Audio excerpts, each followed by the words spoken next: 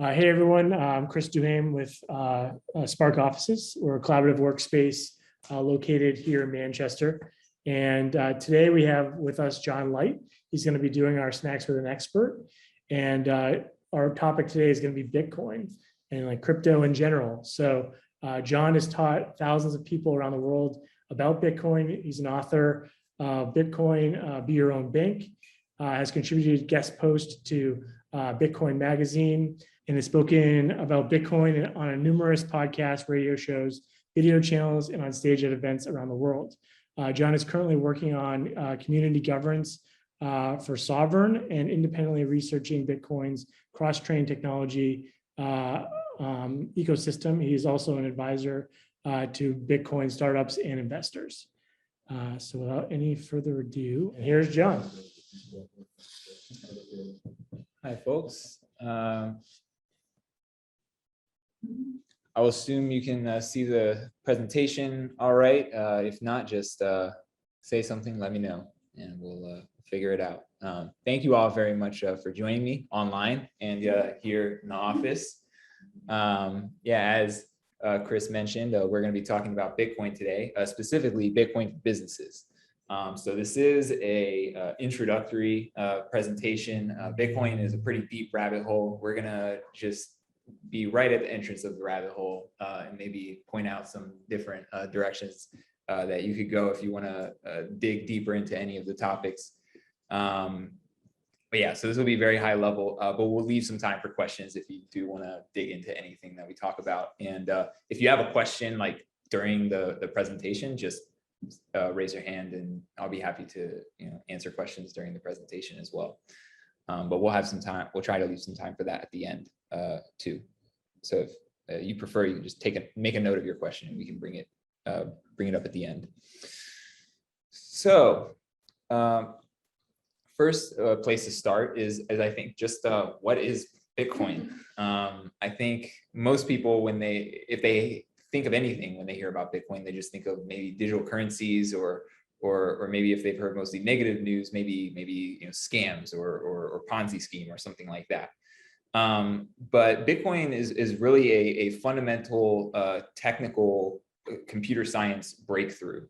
The technical problem that Bitcoin was designed to solve is called the Byzantine generals problem, or the double spending problem. Basically, how two parties can communicate through an untrusted communications channel, such as the internet, without a trusted third party.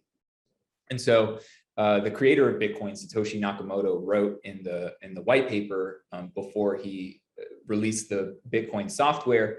He published a white paper, and in the white paper, he said what's written here. A peer-to-peer version of electronic cash would allow online payments to be sent directly from one party to another without going through a financial institution. What is needed is an electronic payment system based on cryptographic proof instead of trust, allowing any two willing parties to transact directly with each other without the need for a trusted third party.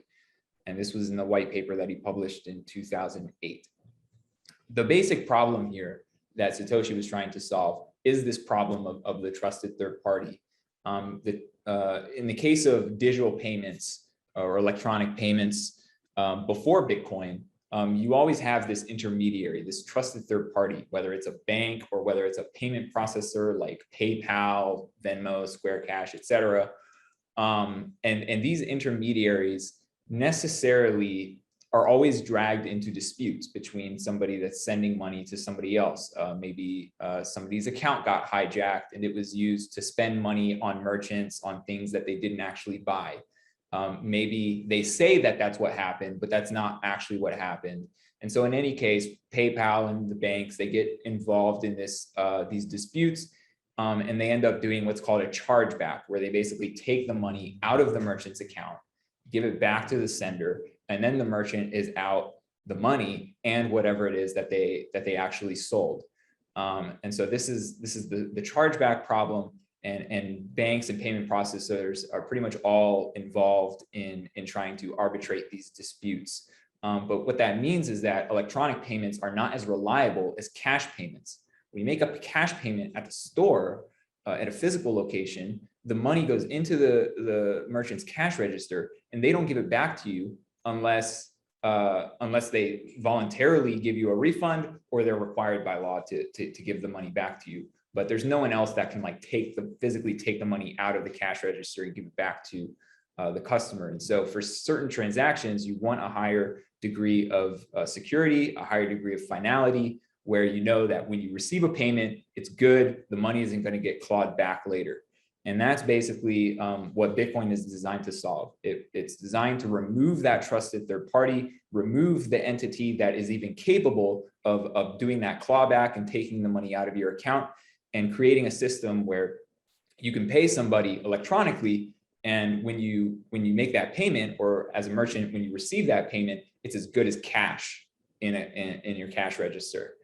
Before Bitcoin, this was an unsolved problem. There was no way to really build a payment system like this. And so what Bitcoin did to solve the problem was to replace this network, or rather to replace the trusted third party, the bank, the payment processor, with a network of computers that basically see new transactions that are sent by people to various recipients, and then to record those transactions on a ledger that Bitcoin calls a blockchain. And these payments are then kind of sealed in stone with what is called a proof of work. And the proof of work makes the transactions computationally difficult to reverse. So once a transaction gets included in a block of transactions with a proof of work on it, and then added to the blockchain, it becomes computationally very expensive to reverse. And the more blocks of transactions get added on top of a given block, the more difficult and expensive it becomes to reverse the transactions that are in that given block.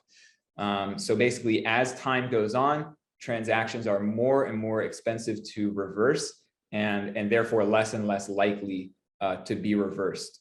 And over time, it becomes essentially impossible to reverse a transaction. And so that's how Bitcoin is able to offer this cash-like finality for electronic payments. So this is just a simple diagram of what the ledger of Bitcoin transactions actually looks like. You have an address that is a sender, and then you have an address that is a recipient, and they specify how much Bitcoin they're going to send from the sender to the recipient. And then the Bitcoin miners out in the Bitcoin network are going to gather these transactions up into a block, do the proof of work on the block, and then add it to the history of Bitcoin transactions. And then everybody else in the Bitcoin network can see that the transaction happened, see that it was confirmed, see that it has the proof of work and that it's a valid transaction. And everybody's copy of the ledger basically updates in synchronization. And that's how the system is able to operate without a trusted third party, because this is a public ledger. Anybody can connect to it, download it, verify it, see that the transactions are valid, see that it has the proof of work, and see that the transactions have been more or less finalized.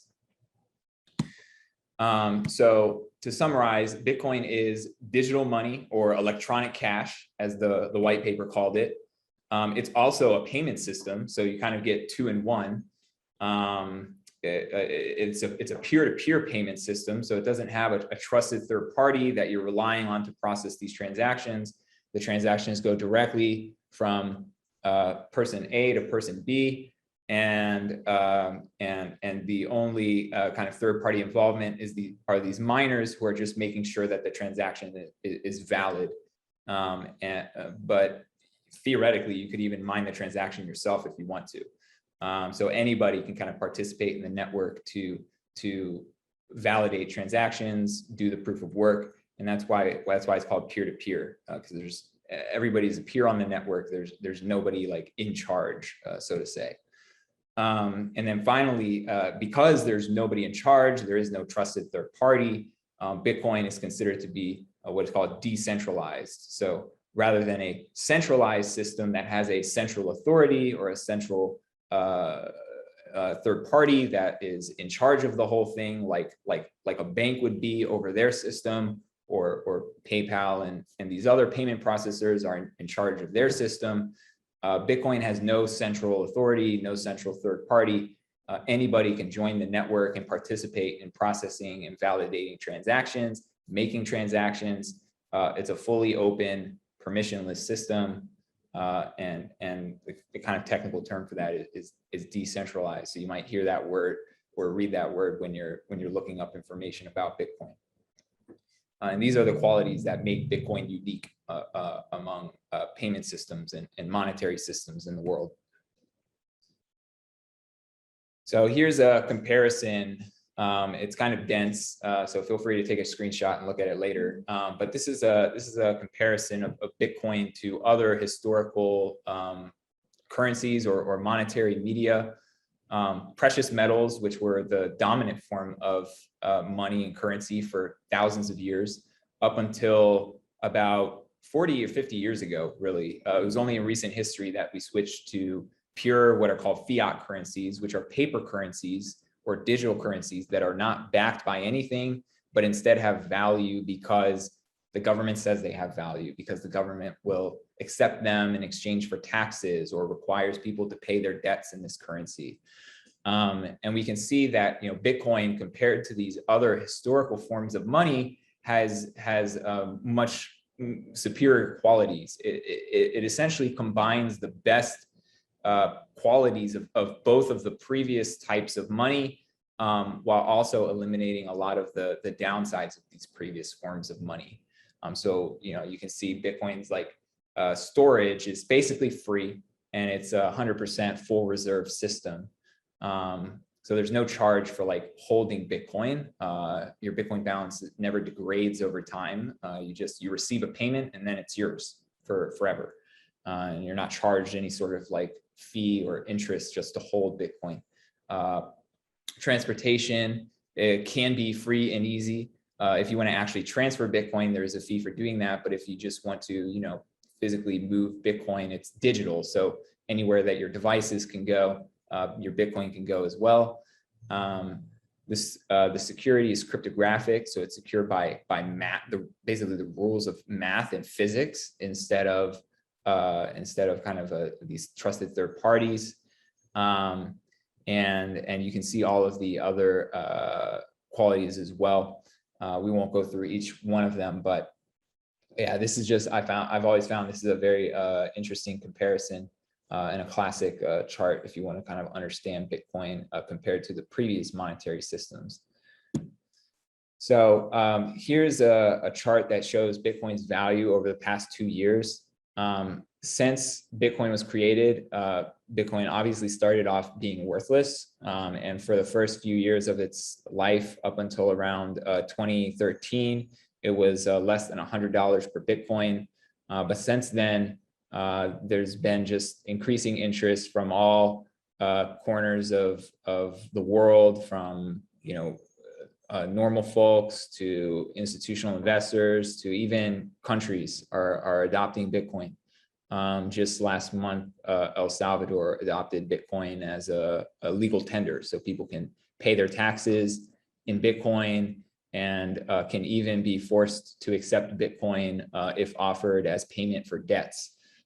So Bitcoin has made quite a lot of progress in the 13 years that since Satoshi first published the Bitcoin white paper. And similarly, we can see that Bitcoin's settlement value over the past couple of years has exploded as well. This is basically telling you the value of Bitcoin outputs that are settled on the Bitcoin blockchain. And we can see that it goes from basically a rounding error on the chart to over $600 billion most recently. So Bitcoin is increasingly moving significant amounts of money, and again, from folks from all walks of life, from farmers and small merchants in Latin America to institutional investors, hedge funds, banks, in the US and Europe and beyond. So it's quite incredible what has been accomplished by basically a volunteer community just in a little over a decade. So a quick high-level explanation of how Bitcoin works. I explained it a little bit earlier, but to recap, basically Bitcoin is created so the Bitcoin currency, that is created according to a computer algorithm that is run by thousands of computers around the world. These computers are colloquially known as Bitcoin miners because producing this Bitcoin takes a lot of work, similarly to the way that mining gold would kind of take a lot of physical work. Mining Bitcoin takes a lot of computational work.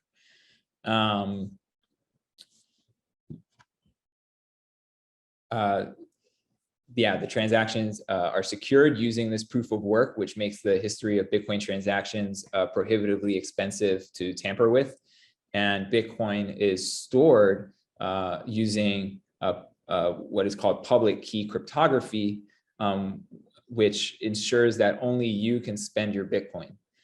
Cryptography is another term that you might find a lot when you're learning about Bitcoin. Proof of work itself, which is used to secure the transactions, is a different form of cryptography called hashing. And then the Bitcoin storage uses a different form of cryptography called a public key cryptography, which is basically just a way to ensure that, like I said, only you can spend your Bitcoin.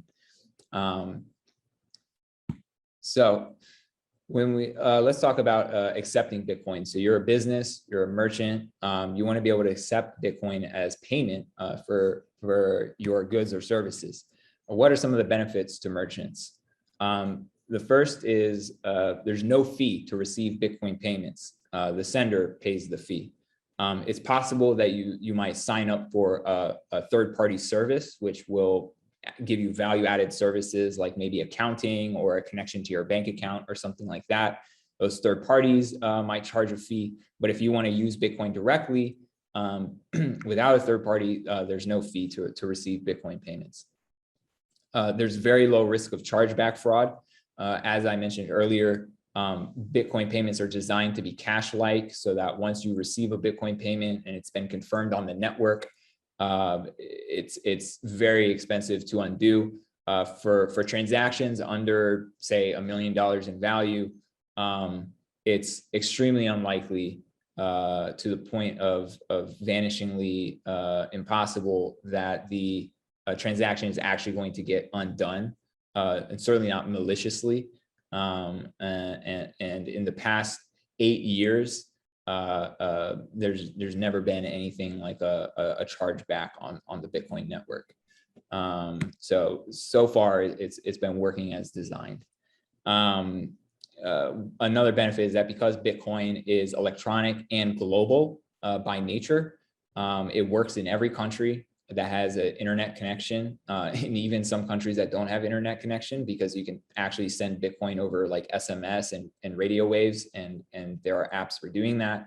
So you can accept payments from basically anyone, anywhere, as long as they have some sort of connection to the internet or some sort of electronic communications medium. And finally, Bitcoin basically delivers all of the benefits of both cash and digital payments to merchants in one system. So you have the convenience and the accessibility, the flexibility, and the low cost of digital payments, with the finality and some of the privacy benefits of cash. So the tools that you would use if you want to accept Bitcoin as a merchant, the first one I'll mention is called BTC Pay Server. This is a self-hosted point of sale software. So if you have some technical skills or someone on your team that has some software skills, they can install this software and basically enable you to receive Bitcoin payments at the point of sale without any trusted third parties.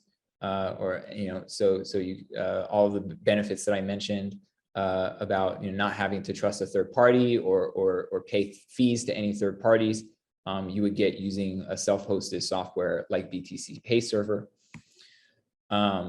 There are third-party Bitcoin payment processors like OpenNode, which give you a hosted point of sale software. So these kind of companies will usually offer you like accounting tools.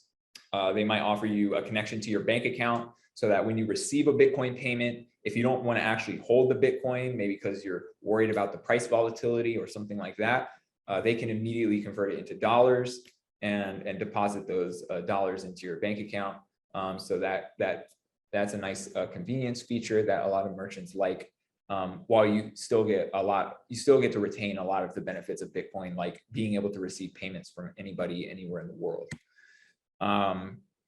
And then there are probably the lowest cost, simplest solution is mobile wallet like Breeze, which has a point of sale feature built in. Basically, you just type in an amount for the bill that you're charging somebody for, and you can show them a QR code, and they can send a payment directly to your wallet. This would kind of be an ideal setup if you are going to a farmer's market or some other kind of in-person event. You don't want to have to worry about setting up some complicated server system, and you don't necessarily need something as advanced as like OpenNode, but you can just basically install an app on your phone and have a mobile point of sale system through a wallet like Breeze. And this is what the interface for BTC Pay server looks like from various vantage points. So on the left-hand side, we can see what it looks like for somebody who's paying a BTC Pay server merchant, where basically they're told they're paying with Bitcoin. This is how much the transaction is going to cost, and then they're shown a QR code that they would scan with their wallet. Or they can click a button to open a wallet if they have one installed on their computer, and then just send the payment, and it usually goes through. You'll notice the payment instantly, and then it's actually confirmed and finalized within 10 or 20 minutes. The last thing I'll mention is about merchants specifically is the Lightning Network. So the Lightning Network is a relatively new technology that was developed to make Bitcoin payments even faster. I just mentioned that for normal Bitcoin payments, it can take 10 to 20 minutes for a transaction to actually finalize. You might see that the transaction has been sent, it's been broadcast to the network, but it hasn't been finalized yet, and it takes some time to do that. Normally, merchants are fine just basically trusting that eventually the transaction will confirm, because in 99.999% of cases, it usually will. But for merchants that want that fast finality, they can accept what are called Lightning payments. And with Lightning, it'll give you payments that are virtually instant. So as soon as a merchant sees the Lightning payment has been sent, the payment is final. Like if the sender tries to undo the transaction, then they will actually have to pay a financial penalty, and the merchant will receive that financial penalty. So, in some ways, the security of a Lightning payment is actually even stronger than a normal Bitcoin payment. Lightning fees are very low. It costs fractions of a cent.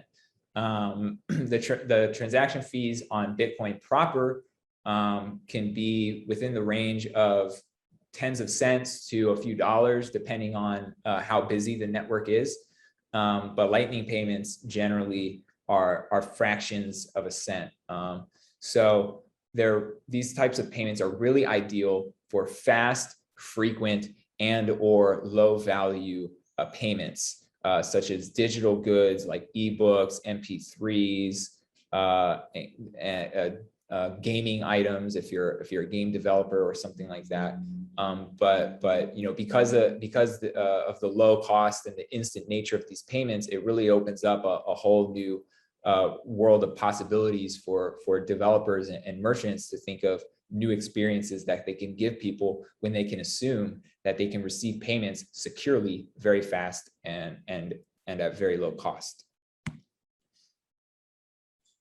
So now I'll talk about storing Bitcoin, because once you've accepted Bitcoin, you have to think about how you're going to actually store it. If you do choose to store the Bitcoin rather than converting it to dollars right away. So the first thing to mention is software wallets. So these are wallets that provide a software interface to sending, receiving, and storing Bitcoin. The first one I'll mention are called Casa and Unchained. These are wallets that have a third party who is involved in, or can be involved in, signing transactions and helping to recover your funds in case you lose your device or get hacked or something like that. However, these third parties do not have full control over your funds, which is one of the reasons why I like to mention them. These aren't banks. You don't give them your Bitcoin and then they promise to keep it safe. They are just in these wallets, they are just a co-signer on your transactions, but you ultimately maintain control of your funds with these wallets. Another wallet I'll mention is Electrum. So Electrum is a little bit more intermediate. There is no third party. There's a community, like an open source community that you can go to for support if you have questions, but there's no guarantee of the quality or a timeliness of the support that you receive. So this would be something that you would try when you're ready to kind of take a bit more control if you want to. And then the final software wallet that I'll mention is called Bitcoin Core. This is the Bitcoin wallet that is a derivative of the original wallet released by Satoshi Nakamoto back in 2009. And this is perhaps one of the most advanced Bitcoin wallets in terms of functionality, as well as in terms of the skill level to kind of fully utilize all of the functions that are available. One thing that's unique about Bitcoin Core is that when you use Bitcoin Core, it'll actually download the full Bitcoin blockchain and validate all of the transactions from the very beginning of Bitcoin's history up until the current point in time, so that you know that when you receive Bitcoin, it is a completely valid transaction. You're not trusting any third party to tell you that you've received Bitcoin and that the money is good. You're actually validating that transaction yourself and every other transaction that's coming through the Bitcoin network. But there is a setting so that you can what's called prune the blockchain, so that you're only rather than storing 13 years worth of transaction history, you're only storing a fraction of that, but you're still validating all of the incoming transactions. So you're getting that security benefit. So again, this would be kind of the most advanced way that you could use Bitcoin, but it's also the most secure way. So a lot of the merchants that I know, they're running Bitcoin Core alongside whatever merchant software solution that they've decided to integrate with, usually BTC Pay server. And so this is a picture of what the Electrum wallet looks like, a recent version. It's pretty simple. On the face of it, you've got a transaction history tab, a tab that we're looking at right now to send a transaction, where you would just specify a Bitcoin address to send a payment to. You might write a description about what that payment is for. That description is only saved locally. It's not sent like to the public network. And then you would specify the amount of the transaction that you're going to send, and then you would click send.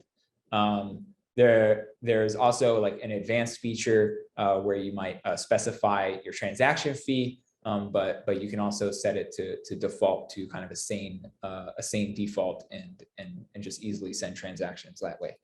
So, and then the other tabs would just show you your own addresses, so that you can send your address to somebody if you want to receive a payment. And then there's like a contacts tab, which would have like an address book where you can attach people's names to addresses if you're sending payments frequently to specific recipients.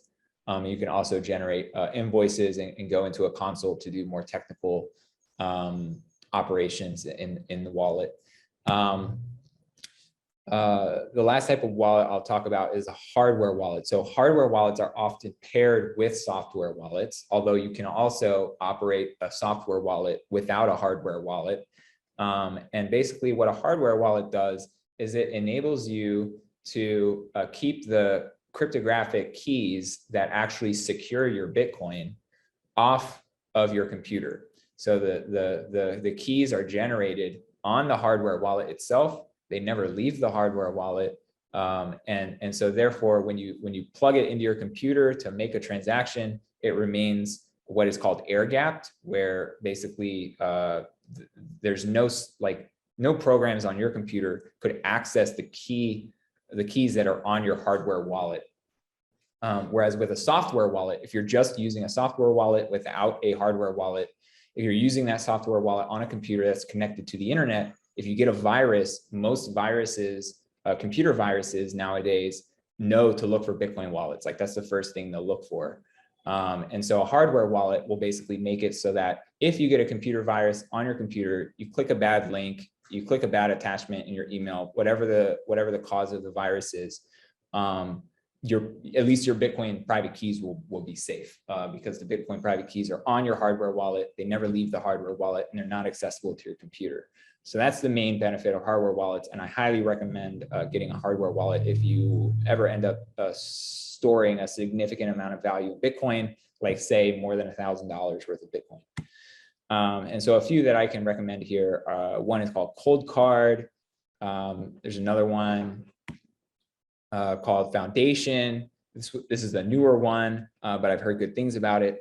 Ledger is a popular hardware wallet, and Trezor is also a popular wallet. I believe Trezor was actually the first hardware wallet ever to be produced. So that's kind of the OG Bitcoin hardware wallet. Also, good things to say about it. So when you actually create a wallet, whether it's a software wallet or a hardware wallet, you're going to get what is often called a seed phrase. And a seed phrase is called a seed because it's out of this phrase, are generated like all of your Bitcoin addresses and the private keys that are used to spend your Bitcoin. And it's basically just 12 words that are picked out of a very large dictionary of words. And they're chosen randomly and put into a random order. And they're basically impossible to guess otherwise. So not like literally impossible, but to guess it, you would need like a computer the size of the sun running until the heat death of the universe. And you probably still wouldn't actually be able to guess these keys by random chance. So the wallet, either the software wallet or your hardware wallet, will give you this seed phrase, and usually you're going to want to write it down. That'll be like your first step to backing it up, especially with a hardware wallet, because the point of the hardware wallet is to keep your private keys away from your computer that's connected to the internet. You don't want to like type the words into your computer, like either like a note file or a password manager on your computer, because that kind of defeats the purpose. Instead, you're going to write it down like on a physical piece of paper, and then put that piece of paper in a safe place, like maybe a safe in your office or at your home, or maybe a safety deposit box or something like that. There are a number of different ways that you can keep this word safe, and people have gotten very creative about how to keep these words safe. It's become somewhat of a game for some people to see just how extreme of a creative way they can back up their seed phrase. But as long as you have at least one copy, that's putting you ahead of the game, because there have been people who forget to write down their seed phrase, and then their wallet, the hardware wallet breaks, or their laptop gets stolen or something like that, and then they've lost their Bitcoin. So please write down your seed phrase. So with that said, I'll mention that there has been a market for what are called hardware backups, and hardware backup is basically just a way to add a bit more durability to your seed phrase backup. I told you, write it down on a piece of paper. That works great. But if you have a house fire or a flood or something like that, the paper could get destroyed. And so even though you might actually have physical access to where the piece of paper was located, the paper itself is now destroyed, and you can't read your seed phrase, and so you can't recover your funds. So hardware backups basically provide a physical hardware piece of hardware, usually metal, that is used to securely store the seed phrase. So a few examples of this would be block plate,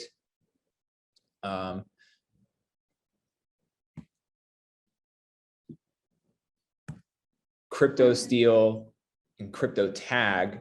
These are all different variations of hardware backups. There are really dozens of these products. So if you just look up hardware seed phrase backup, you'll find a ton of products, but these ones are all really highly rated amongst by a security engineer named Jameson Lopp, who's done stress testing on pretty much every hardware backup product under the sun. These were all very highly rated. So can recommend these if that sounds at all interesting to you. This is a kind of lineup of the different kinds of hardware wallet products that are available. You've got some of the hardware wallets themselves, as well as the hardware backup solutions like the crypto tag and the crypto steel kind of in the background there. That is an overview of how you would actually store Bitcoin. One thing that I'll mention here that I find interesting is for the software wallets, on the example of Casa, although Casa is a software wallet and they encourage the use of a hardware wallet when you're using their wallet. So basically you would use the software wallet as an interface for actually interacting with the hardware wallet. They don't have you back up your seed phrase. In fact, their system is designed so that you don't have to even know your seed phrase. So with most wallets, the seed phrase is imperative. It's very important. You always want to back up your seed phrase, but with Casa, they actually encourage you not to, because it's just one more thing that you have to keep track of, one more thing that could go wrong. So they've designed their system in such a way that they actually abstract out the need to even know about the seed phrase, but you still get a lot of the security, you still get all of the security benefits of using Bitcoin and basically storing it in your own wallet. So if all the stuff I mentioned about seed phrases sounds intimidating, I would definitely recommend checking out how Casa does it with their wallet solution. The next thing I'll talk about is Bitcoin reserves. So we've talked about, as a Bitcoin, as a merchant, how to receive Bitcoin for your goods and services. We've talked about how to store Bitcoin once you've received it. But a new trend that has come up within the past year, this has started to become a trend among companies, is to actually put Bitcoin, using Bitcoin as a reserve asset. So instead of sitting on treasuries or cash, which is basically melting away due to the really high inflation that we've had in the past year and a half since the pandemic started, they're even looking at equities as being very risky to hold right now. And so they're actually just buying Bitcoin, putting Bitcoin directly on their balance sheet as a reserve asset.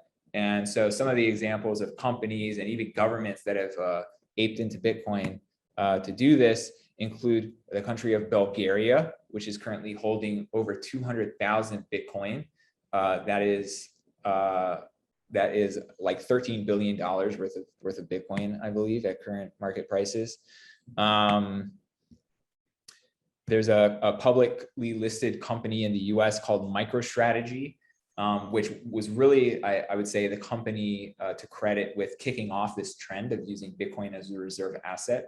But they announced last September in 2020 that they were going to be putting, I think they started at just maybe like $100 million or a few $100 million from their corporate treasury into Bitcoin. And they've since continued accumulating Bitcoin, even selling corporate bonds to finance further Bitcoin purchases. And so far, bondholders are eating it up and really supportive of that strategy. So now MicroStrategy has over 114,000 Bitcoin on their balance sheet. The government of Ukraine has 46,000 Bitcoin, and the company Tesla, the electric car maker and solar company, has over 40,000 Bitcoin, or about over $1 billion worth of Bitcoin on their balance sheet. And there are at this point dozens of companies, publicly listed companies, and many more private companies that hold Bitcoin in their treasury as a reserve asset like this. And you can see an ongoing list as these things become public knowledge on this website, bitcointreasuries.org. And this is kind of a snapshot of the summary of the total in all of these different categories that they're tracking. You can see that amongst all of these notable institutions, they're holding over $94 billion worth of Bitcoin on their balance sheets, or approximately 7% of the Bitcoin supply, the total Bitcoin supply. If holding Bitcoin directly either sounds too risky, or it's not feasible for whatever a financial arrangement that you have, there are traditional investment vehicles where you can get some kind of exposure to at least the price of Bitcoin. So the most popular one on the market right now is called GBTC, or the Grayscale Bitcoin Trust. They're actually in the process right now of converting. Right now, it's just listed on OTC markets, but they're in the process of converting this to an actual exchange-traded fund. So you'll be able to access it more easily from traditional investment accounts, even 401ks. And then there's another publicly traded stock called the ARC Internet. I think it's called Next Generation Internet. Let's see if what is going on here. Sorry, the ARC Next Generation Internet ETF, which actually it's an ETF, so it is more accessible than GBTC, which only trades on OTC markets. But the ARC Next Generation Internet ETF basically invests in GBTC along with other innovative internet companies like Tesla and Square and a few others. So you're getting partial exposure to Bitcoin, not as full exposure as with GBTC or investing in Bitcoin directly for that matter. But you're still able to get some exposure to Bitcoin through that. But hopefully soon, fingers crossed, there will be numerous ETFs that give you kind of direct exposure to the price of Bitcoin if holding Bitcoin directly on the balance sheet isn't an option or a desirable option for whatever reason. And so this is just a snapshot of like GBTC's performance over the past couple of years. You can see, in November 2019, it was below, it was like $10 a share or something like that. Whereas now it's over like $50 a share. So it's been tracking the price of Bitcoin pretty well. There is actually technically a discount on it right now. I think there's like a 5 to 10% discount because you're not actually holding real Bitcoin. It's just a stock that looks like Bitcoin and is backed by Bitcoin. But yeah, it's interesting to see that there's a discount on it, on the price right now. So the last thing I'll talk about is Bitcoin finance. So once you have Bitcoin, you're holding Bitcoin. Is there anything more to do with it than just sending it on to somebody else as a form of payment? A few years ago, the answer would have been no. There really wouldn't be much more to do with it. But now we actually have a more robust kind of financial services ecosystem getting built up around Bitcoin.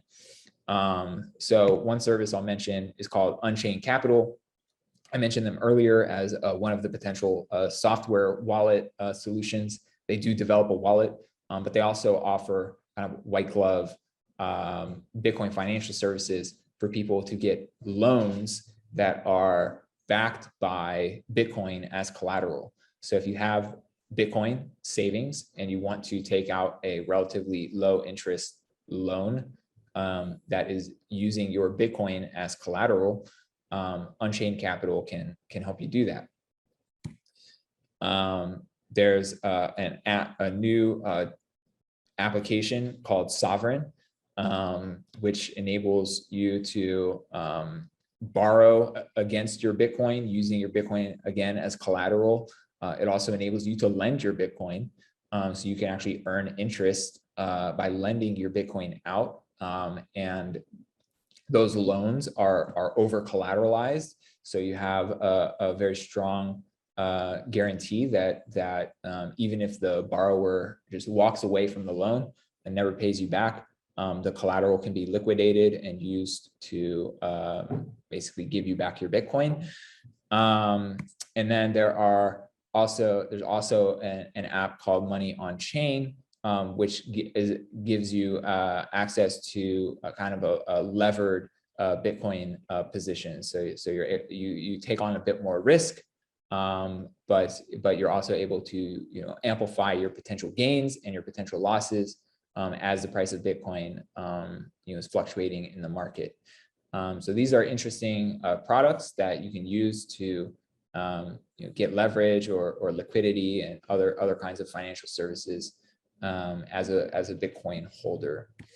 And this is just a screenshot of like what the Sovryn app looks like that I mentioned. This is the borrowing app, and you're able to see that you can lend your Bitcoin at 0.99% APY.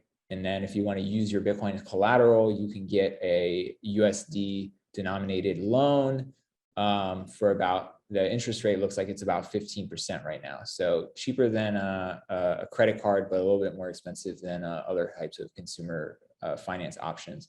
But one of the nice things about Sovryn is that it's a permissionless system like Bitcoin itself. So you don't have to go to a bank, fill out an application, wait to hear the results, and maybe get denied for your loan. You just put up your Bitcoin as collateral, you get the loan immediately. And so you have, more or less instant liquidity on your Bitcoin, which is nice. So that concludes the presentation for today. Thank you all for listening. I know it was probably a lot of information, so I'm happy to take any questions if anybody has any questions about any of the things that I touched on, or really anything else about Bitcoin. Consider this an open forum. There are no stupid questions. So yeah, please don't be shy. Happy to answer any questions you might have. Thanks. That was awesome. It was There's a lot of good information. phenomenal presentation. Oh, thank you. Yeah. You guys have any questions? As far as, I know you talked a little bit about the volatility in the price, how close do you see realistically for Bitcoin in the United States to be accepted as currency? Yeah, good question. So for the online audience, in case that didn't come through, the question was, given the price volatility that I mentioned, how long do I think it would be until Bitcoin is accepted as currency in the United States? So the state of Ohio actually started accepting Bitcoin as payment for taxes and other kinds of basically business with the state several years ago. I don't know if they still are, but it's at a governmental level, it's already been given some sort of legitimacy in that way. In terms of at the federal level, it could be 5 years, it could be decades. I mean, the federal government kind of moves slow, but at the same time, we live in unprecedented times. Things seem to be changing faster than ever. So it's actually hard to say. I think because of the US's, in particular, the US position as having the dominant reserve government currency in the world right now, the US dollar is held by most other governments in the world as a reserve asset. I would think that they would be one of the last countries to adopt it, just because they want to try to hold on to that position as reserve currency. But most other countries in the world, 99% of other countries in the world don't have that privilege. And so I think we're probably going to see that happening more elsewhere, like with El Salvador, and there was several other states, I think Brazil, Bolivia, Uruguay, and a couple of other countries in Latin America have been floating these proposals to follow El Salvador's lead, make Bitcoin a legal tender. And so, yeah, I think we'll probably see a lot more of that happening outside of the United States, and then maybe eventually the United States will get dragged kicking and screaming into it. But I would hope that we would be a leader here. But like I said, just for political reasons, with the US dollar being kind of the global reserve currency, yeah, I can imagine that the powers that be, so to speak, would be hesitant, Right. to say the least, to kind of give legitimacy to a competing reserve asset. So we'll see. Anything, like I said, Is that good or bad for Bitcoin? Like if it does gain legitimacy, would that be better for the price of Bitcoin or Better. worse? Better? Increase the price of Bitcoin. If it were Well, used it'd be more better if widely. you have some, not as good to get in. Well, I'm just right? wondering from like a decentralized perspective, like if the government gets involved, like isn't that like against everything that Bitcoin stands for? that's actually a really interesting question. So the question was, if governments do get involved, is that good for Bitcoin or bad for Bitcoin? And I think it's actually a mix, because if governments start accepting Bitcoin, one of the aspects about Bitcoin, like you said, it's decentralized. No one person at least decides even what Bitcoin is. Like if somebody was to release a modified version of the Bitcoin software that say changed the total amount of money or changed the inflation rate or put whitelists and blacklists of who's allowed to use Bitcoin or things like that. If governments start accepting Bitcoin, then they suddenly have a say in what Bitcoin is. They can say, this piece of software is Bitcoin, and this is what we're accepting for taxes, but not this other thing that is more anarchic and free and open like the way Bitcoin is today. And so then you might start to see a bifurcation of Bitcoin where you have like the old version of Bitcoin, which is the Bitcoin we know and love today, and then a new version of Bitcoin that the government calls Bitcoin, which is more controlled, more highly surveilled, and things like that. So they could start to muddy the waters, intentionally or unintentionally, by getting involved in just running the Bitcoin software and having to make this decision about what Bitcoin is. But I think that with governments, that is particularly problematic because people are kind of forced to, pay taxes. But there's, I think, a similar problems if you have any one company or organization that's too influential in the Bitcoin network. Like if there was only like one big merchant that accepted Bitcoin, like Microsoft or Apple or just some really big company like that, and they started accepting Bitcoin, and very few other people accepted Bitcoin, relatively speaking, they would have an outsized influence about what is Bitcoin. But I think part of the defense against that from a kind of decentralization and freedom perspective is the fact that Bitcoin is so big now. It's almost like the internet, where sure, you can change the protocol, but then you're going to get cut off from it, where all of the rest of the economic activity is happening. And this has kind of happened in China, where China has tried to build this great firewall to keep out information that they don't want their citizens to see. And that this has had one of two effects. One is that it makes it harder for people outside of China to do business with people inside of China, which is, I think, hampering to their economy in a way.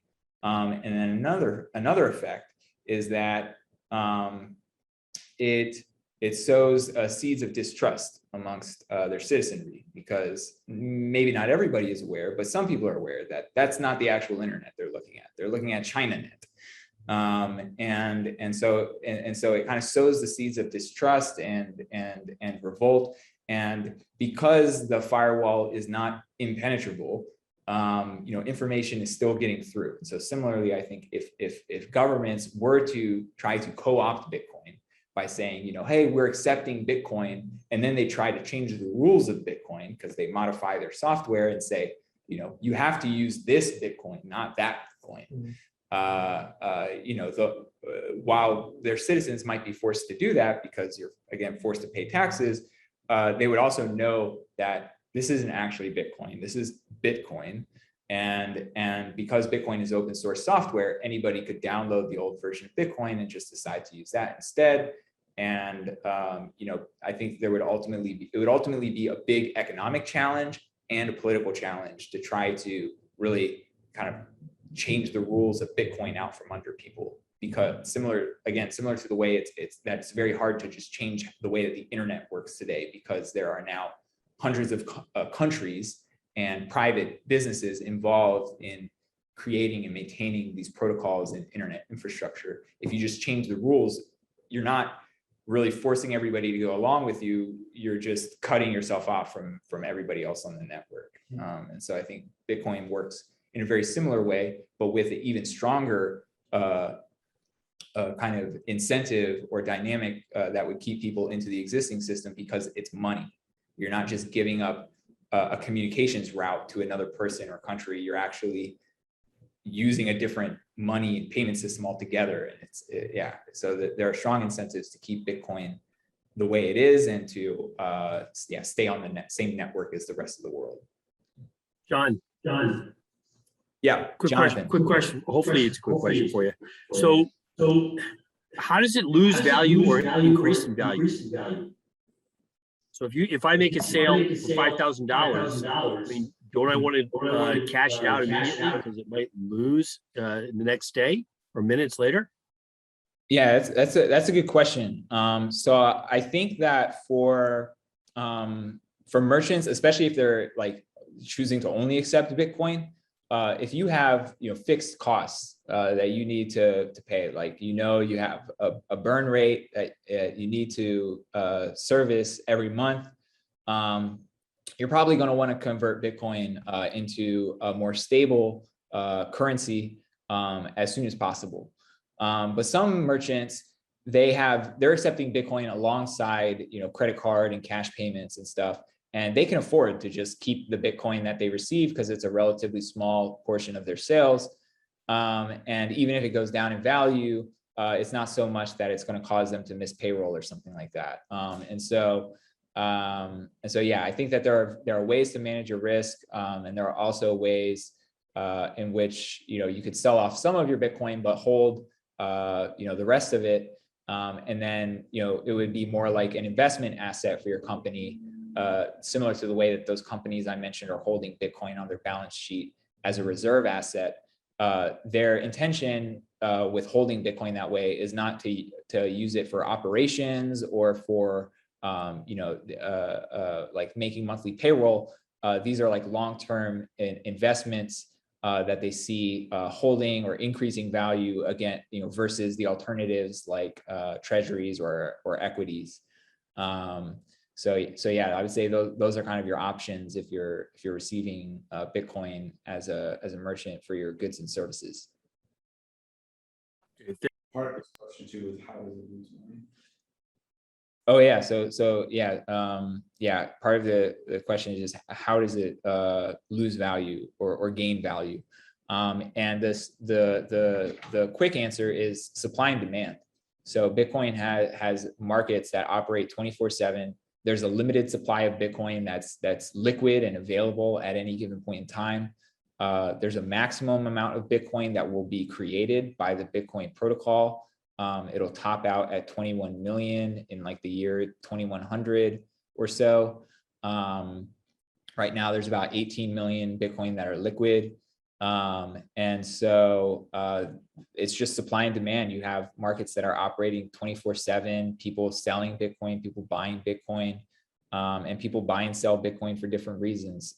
Some people sell Bitcoin because they're professional traders and they're just speculating and making a market. Other people sell Bitcoin because they have liquidity needs. and they don't want to borrow against their Bitcoin. They have to sell it. Maybe, they think the price is going to go down, so they're trying to sell so that they can buy back more Bitcoin later. There are lots of reasons why people would sell, and similarly, there are lots of reasons why people buy. Maybe they're just buying for short-term speculation. Maybe they're buying because they're long-term believers. Maybe they're buying because they need to use the Bitcoin payment right now to send money to somebody overseas. That person will receive the Bitcoin, immediately convert it into their local currency. So Bitcoin at that point is just a kind of medium of exchange between two different government currencies, as a way to make a payment really fast and really cheap. So yeah, there are a lot of reasons why people would sell. There are a lot of reasons why people would buy, and it ultimately just creates this 24/7 market, similar to the way that stocks are traded, or perhaps more similar comparison would be like the way that gold is traded as a commodity. You have people kind of speculating on various aspects of Bitcoin as well. All right, thank you. Yeah. I have two questions. First, excellent presentation. Yeah, thank you. It's been very informative. I actually work in the investment world with traditional investments, right? And I think you can't ignore cryptocurrency. It's definitely a new asset class. Our firm doesn't offer it currently, but we do have white papers on it. We have digital currency analysts that are knowledgeable about it. Just on an individual level, if you're going to go out and acquire Bitcoin, and so you have one of the hard wallets, I think like the Ledger hard wallet, it's like a key fob. It's kind of like a memory stick, right? Like you mentioned with the seed password. If you have that seed password, even if that memory, that hard wallet gets destroyed, you still recover your Bitcoin if something happens to the hard wallet. Yeah. Yeah. So the question was, if you're using Bitcoin or storing Bitcoin in a hardware wallet, and something were to happen to that hardware wallet, it got destroyed, you lose it, it gets stolen, whatever the case may be, can you use your seed phrase to recover your Bitcoin? And the answer is yes. That's the sole purpose of the seed phrase, is basically to act as a backup for your wallet, so that if anything happens to the physical device, or if you're using a software wallet, the wallet's on your computer, then you can always, this is a standard thing, you can basically download any wallet, buy any new hardware wallet, and put in that same seed phrase that you wrote down, and it'll regenerate all of your addresses, and you'll regain access to your funds. Thank you. Yeah. And I know as an individual investor, to acquire initially, do something like Coinbase or Binance and then put to the hard wallet, or is there a better way to acquire it as an individual? Yeah. So the question was, if you're an individual, you want to acquire it, you could go on exchange. Like he mentioned, Coinbase and Binance are two well-known exchanges, and buy Bitcoin and then transfer it to the hardware wallet. Yeah, those are common ways of doing that. Those exchanges in particular offer many different cryptocurrencies. I won't comment on any of the other ones, but yeah, they all offer Bitcoin, and basically the way they work is you basically sign up for an account. It's a lot like signing up for PayPal or an online banking account or something like that. You sign up for your bank account, you verify your identity, and then they'll give you information for sending them a bank transfer. And some of them even accept debit cards and credit cards. There's usually more fees for doing it that way, but nonetheless, they give you various ways for getting dollars into their exchange. And then, they give you a nice big buy button, so you can buy some quantity of Bitcoin for the amount of dollars that you've deposited on the exchange. And then once you have Bitcoin on your account, there's usually a withdrawal tab or a send tab, so that you can withdraw or send your Bitcoin to the address that's generated by your hardware wallet. So you'll have like a software wallet interface on your computer or on your phone that you plug the hardware wallet into. It'll generate a Bitcoin address for you, and you just copy and paste that address into the send or withdraw tab on your exchange, and click send, and it'll send the Bitcoin to your hardware wallet. I recommend at least the first time that you do this, send a small amount first. And then once you see that it shows up in your hardware wallet as expected, then you can send the full, the rest of it. And that's kind of a way to just get used to the system without the nervousness of sending all of your Bitcoin all at once. Susan has her hand raised, so I think Jessica has her hand raised, so I think she would like to ask her. Sure, yeah, Jessica, please go on ahead. Hi there. Can you please speak to some of these high level thefts that we're hearing about, where you've got like millions and billions of dollars of Bitcoin that's being stolen? Who's doing it? Is it like government backed hacking organizations? And then how does that affect, retail investors? Yeah, that's a really great question. So the thefts that I have seen where they actually find out who does it, it's often like a kid, like a teenager or a young adult who has just discovered a vulnerability in a website, or they came up with some scheme for scamming people, and they're able to get into people's accounts and take the Bitcoin. This happens almost exclusively always when people are storing their Bitcoin with a third party. Like they buy the Bitcoin on an exchange and they leave it on the exchange rather than transferring it to their own hardware wallet. And so then the hacker will figure out the person's email address, their password, maybe from a leak on another website, and then get access to the exchange account and drain the person's exchange account. So most of the time when you're hearing about big thefts of Bitcoin, that's how it's happening. So the takeaway there is that when you buy Bitcoin on an exchange like this, at the very least, you should add what is called two-factor authentication to your exchange account. And this is a security feature that means that you not only have to know your email address and password, but you also have to enter a code that is generated using an app that's on your phone, like Google Authenticator. So that's the first thing I would do if you decide to sign up for an exchange account. But then perhaps most importantly, I would suggest that as soon as you buy your Bitcoin on an exchange, move it into a wallet that you control. That way you don't have to worry about the exchange getting hacked, or an insider at the exchange doing something funny with your Bitcoin.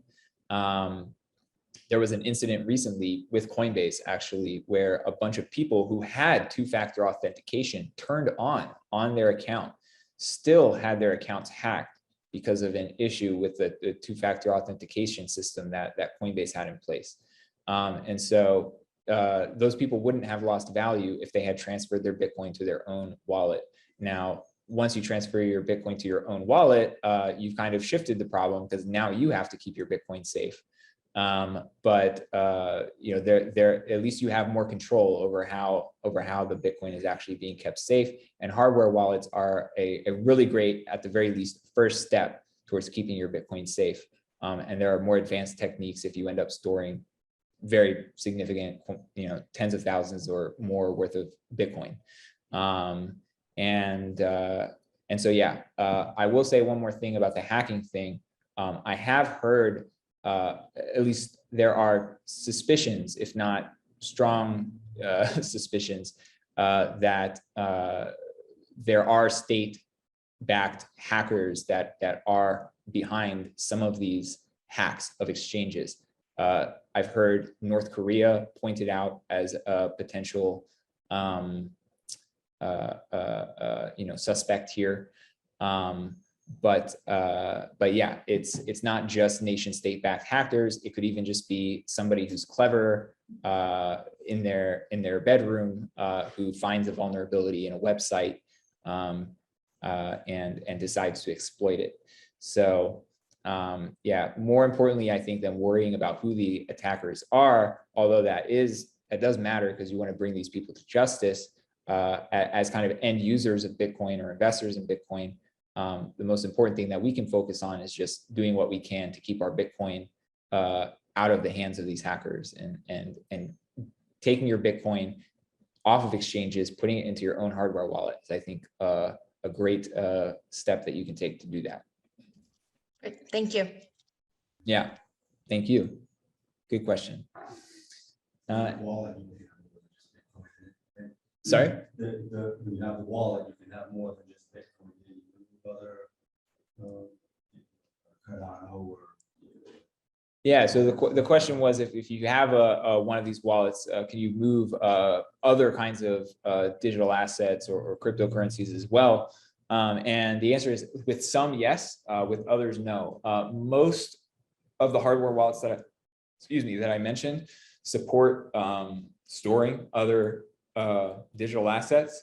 Some of I think maybe all of the software wallets that I mentioned are Bitcoin only.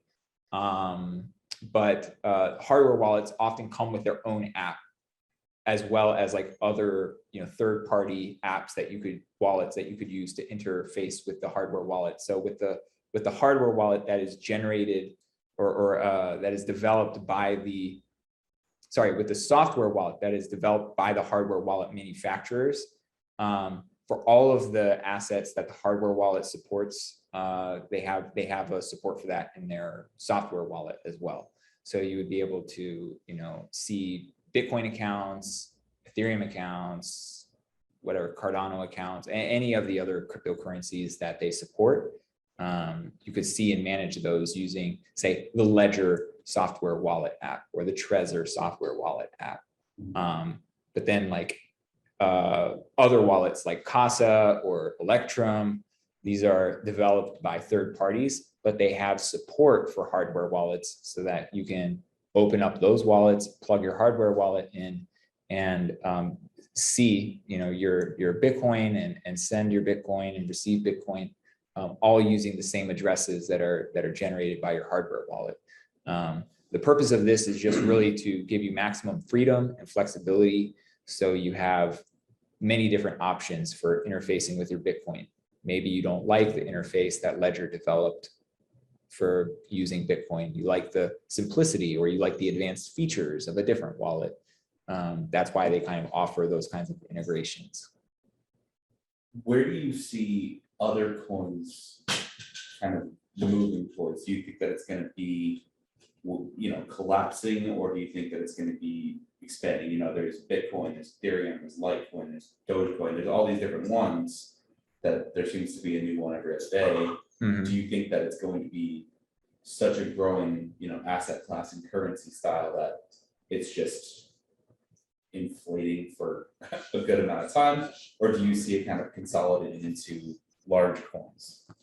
Yeah, that's another good question. So the question was basically, do I see the cryptocurrency or digital asset market continuing to expand with more assets, or will there be a consolidation period? And I think the answer is both. So if you look at the history of the top 10 cryptocurrencies over the past 10 years, there's constant churn of assets coming, going from the top 10, and then a few that kind of stay there for a while and then drop off. But Bitcoin has always kind of remained number one in terms of value.